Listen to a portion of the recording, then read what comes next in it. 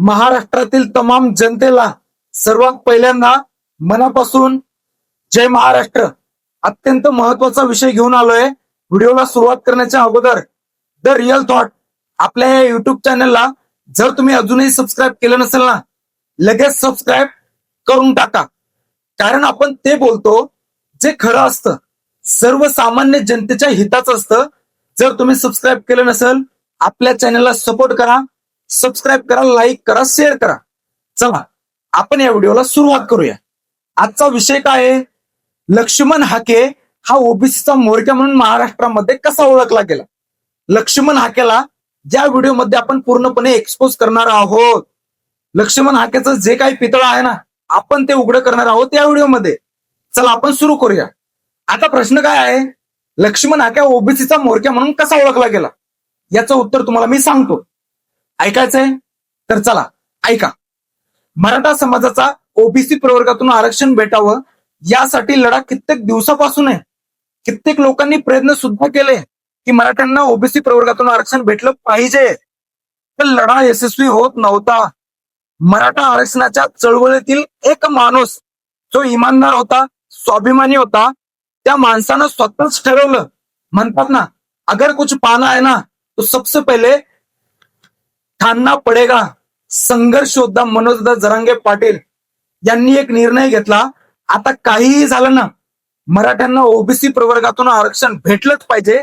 यासाठी मनोजदादांनी अंतरवाली सराटी येथे मराठ्यांना ओबीसी प्रवर्गातून आरक्षण भेटावं यासाठी आंदोलन सुरू केलं. आंदोलन महाराष्ट्रात कुणालाही माहिती नव्हतं, मराठ्यांनाच नाही, कुणालाच माहिती नव्हतं की अंतरवाली सराटी येथे मराठ्यांना आरक्षण भेटावे यासाठी आंदोलन सुरू आहे. तुम्हाला माहिती असेल नसेल मला माहिती नाही, पण एक खरं सांगतो, मला सुद्धा माहिती नव्हतं. पण जेव्हा देवेंद्र फडणवीस साहेबांनी कृपा केली ना, देवेंद्र फडणवीस साहेबांच्या पोलिसांनी मनोजदादाच्या आंदोलनावरती लाठीचार्ज केला. आणि जेव्हा पोलिसांनी लाठीचार्ज केला ना, लाठीचार्ज केल्याच्या नंतर त्या ठिकाणी ज्या महिला होत्या ना, महिलांची डोके फोडली, महिला रक्तभंबाळ झाल्या, रक्ताने सगळ्या भरल्या होत्या महिला. पोलिसांनी गोळ्या झाडल्या. जसं आपण जनावरांना मारतो ना, त्या पद्धतीनं पोलिसांनी कसलाही विचार न करता गोरगरीब मराठा समाजावरती लाठीचार्ज केला. आणि लाठीचार्ज केल्याच्या नंतर पोलिसांची काही चूक नाहीये. वरून आदेश आला असेल, आदेश आल्याशिवाय पोलिसांमध्ये एवढी हिंमत नाहीये. कोणतंही आंदोलन जेव्हा चालतं ना, न्यायाच्या भूमिकेसाठी असतं. माझ्या समाजाला काहीतरी भेटावं यासाठी कोणतंही आंदोलन उभा राहत असतं, किंवा काहीतरी योग्य मागणी घेऊन कोणीही आंदोलन उभा करत असतं. त्या आंदोलनाची मागणी काय होती? ओबीसी प्रवर्गातून मराठा समाजाला आरक्षण भेटावं. मनोजदादा त्यासाठी आंदोलनाला बसले होते. लाठीचार्ज झाला, पण त्या लाठीचार्ज जे काही पोलिसांनी लाठीचार्ज केलता महिलांवरती, छोट्या छोट्या मुलांवरती, ज्या पद्धतीने तिथं मराठ्यांवरती हल्ला झाला ना, तो हल्ला, तो लाठीचार्ज संपूर्ण महाराष्ट्रामध्ये प्रसारित झाला. त्या लाठीचार्जचे व्हिडिओ महाराष्ट्रामध्ये प्रचंड व्हायरल झाले. आणि जेव्हा ते व्हिडिओ व्हायरल झाले ना, त्याच वेळेस महाराष्ट्रातील संपूर्ण मराठा समाज जागा झाला, पेटून उठला या सरकारच्या विरोधात. कारण काय असतं, रक्त ते रक्त असतं. जर तुम्ही आमच्या बांधवांना जर एवढ्या क्रूर पद्धतीने मारत असाल ना, आणि मागणी काय आहे? मागणी योग्य आहे, जी संविधानिक चौकटीमध्ये बसते ती आहे, मराठा समाजाला आरक्षण भेटावं, एवढीच मागणी आहे ना. मग काय मराठा समाज काय आतंकवादी आहे का? मराठा समाज या महाराष्ट्रासाठी, मराठा समाजाने कित्येक बलिदान दिलेत. मराठ्यांनी या महाराष्ट्रासाठी खूप काही केलंय. आणि मराठी काय आतंकवादी नाहीये. एवढ्या क्रूर पद्धतीने या देवेंद्र फडणवीस साहेबांच्या सरकारने लाठीचार्ज केला आपल्या बांधवावरती. मराठा समाज राज्यातील सगळा पेटून उठला आणि मनोजदादावरती विश्वास ठेवला. विश्वास ठेवल्याच्या नंतर काहीही झालं तर आता माघार नाही. म्हणतात ना, आता नाही तर पुन्हा कधीच नाही. सगळ्या मराठ्यांनी ओळखलं. आणि काय असतं माहिती का, कोणतंही आंदोलन जर यशस्वी करायचं असेल ना, समाजाला इमानदार नेतृत्व भेटणं खूप गरजेचं असतं.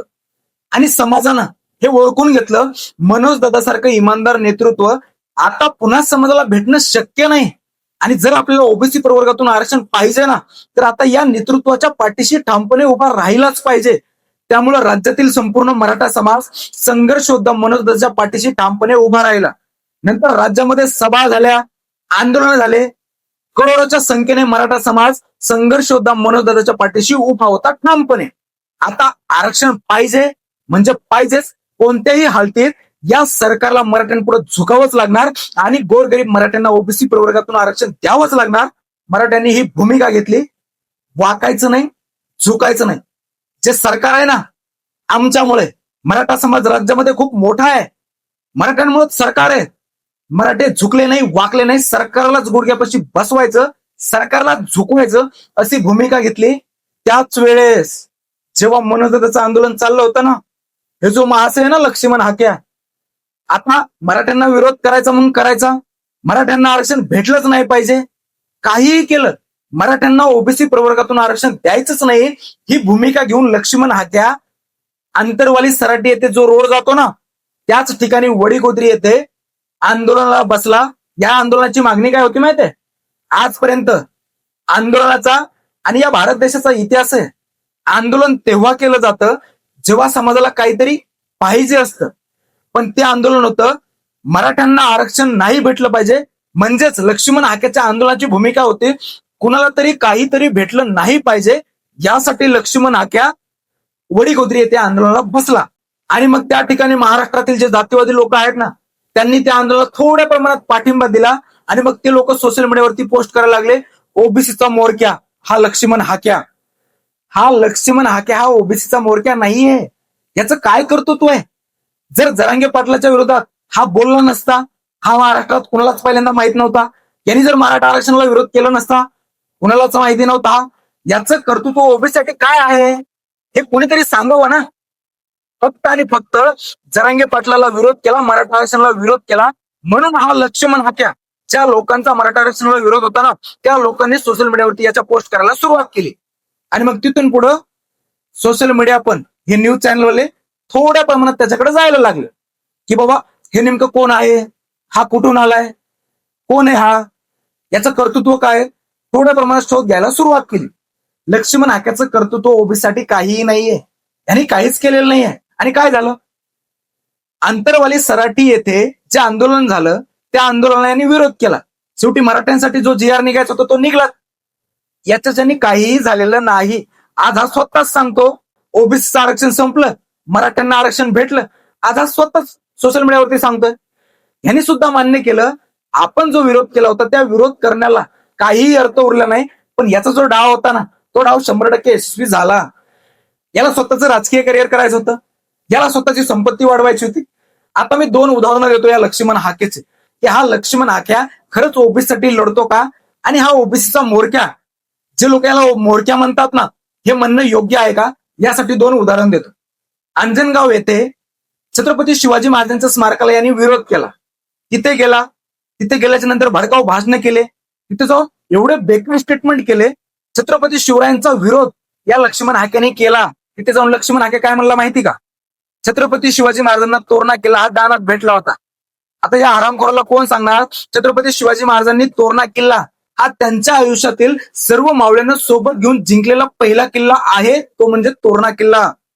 हा सुद्धा इतिहास या लक्ष्मण हाक्याला माहिती नाही. एवढा अडाणी हा लक्ष्मण हाक्या, हा ओबीसीचा मोरक्या कसं काय होऊ शकतो? मोरक्या कोण असतो माहिती का?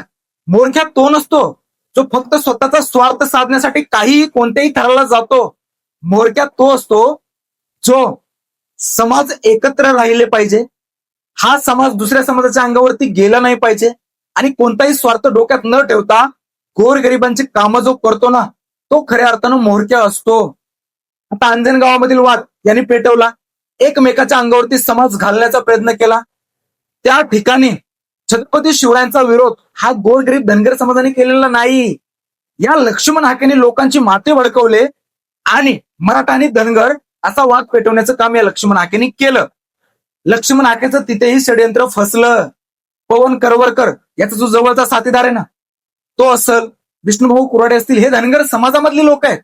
तिथे गेले, मराठा आणि धनगर हा जो काही तणाव निर्माण झाला होता तो वाद मिटवण्यासाठी. पण याने तिथं काय सांगितलं, विष्णू कुराडे असतील, पवन करवरकर असतील, हा वाद मिटवण्यासाठी इथं आलेले आहेत, हा वाद मिटवायचा नाहीये, हा वाद पेटवायचा आहे, असं लक्ष्मण हाकेने स्टेटमेंट केलं. हे मी नाही सांगत, पवन करवरकर सांगतो. एवढं मोठं दुर्दैव, याला ओबीसीचा मोरक्या कसा म्हणू शकतो यार? याला महाराष्ट्र पेटवायचा आहे, महाराष्ट्रामध्ये दंगली घडवायच्यात आणि हा म्होरक्या कसा असू शकतो? मी पहिलं सांगितलं, म्होरक्या सर्व लोकांना, जातीवाद कधी करत नाही म्होरक्या, सर्व लोकांना सोबत राहण्याचं आश्वासन करतो. पण हा म्होरक्या तिथे जाऊन भडकवून स्टेटमेंट करतो. हा म्होरक्या ओबीसीचा असूच कसं काय शकतो? आता दुसरी एक गोष्ट सांग, खरंच हा ओबीसी साठी लढतो ना, आता ओबीसी प्रवर्गामध्ये 350 पेक्षा जास्त जाती आहेत. आता खरंच जर हा लक्ष्मण हाक्या ओबीसी साठी लढत असताना, तर मला फक्त एका प्रश्नाचं उत्तर द्या. हा लक्ष्मण हाक्या कायमच पवार फॅमिलीच्या विरोधात बोलत असतो, कायम संविधानाच्या गोष्टी करतो, कायम कायद्याच्या गोष्टी करतो. मला संविधान कळतं, मला कायदा कळतं, मीच लय हुशार आहे, कायम पवार फॅमिलीच्या विरोधात हा बोलत असतो. आणि यांनी काय केलं माहिती का? याला अंजनगावमध्ये जो काही यांनी तणाव निर्माण केला होता, याला यासाठीच केला होता, कारण याला बारामतीची जी पोटनिवडणूक लागलेली आहे ना, महाराष्ट्र राज्याचे उपमुख्यमंत्री अजितदादा पवार गेल्याच्या नंतर आता सध्या बारामतीमध्ये जी पोटनिवडणूक लागली आहे, ती निवडणूक ह्याला हातात घ्यायची होती. आणि त्या ठिकाणी धनगर समाज खूप मोठ्या प्रमाणात आहे. यांनी आतापर्यंत फॉर्म भरेपर्यंत महाराष्ट्रामध्ये वातावरण एवढं पेटवलं ना, मला उभं राहायचंय, आम्हाला लढण्याचा अधिकार नाहीये का? अधिकाराच्या गोष्टी करणारा, लोकशाहीच्या गोष्टी करणारा हा लक्ष्मण हाक्या जेव्हा दत्ता मामा भरणे याला भेटायला गेले ना, तेव्हा यांनी तो फॉर्मच माघार घेतला. यांनी माघार घेतली त्या निवडणुकीतून. आता तुम्ही म्हणाल सहानुभूती असेल त्याच्या मनामध्ये, कसली सहानुभूती यार? हा लक्ष्मण हाक्या कायम अजित पवारांच्या विरोधात बोलत होता, कायम पवारांच्या विरोधात बोलतो, कडाळून हा विरोध पवार फॅमिलीला करत असतो. याला कसली सहानुभूती आहे? आणि जर मग खरंच सहानुभूती होती याच्या मनामध्ये, तर मग आतापर्यंत महाराष्ट्राला वेटीस का धरलं? यांनी पहिलंच मग महाराष्ट्रामध्ये एवढा असा, म्हणजे असं वाटलं होतं की आता लक्ष्मण हाक्या 100% निवडूनच येतो. यांनी ऐन वेळेला माघार का घेतली? याचंही उत्तर महाराष्ट्राला अजून भेटलेलं नाहीये. नाही भेटलं का याला काहीतरी भेटलं म्हणून यांनी माघार घेतली?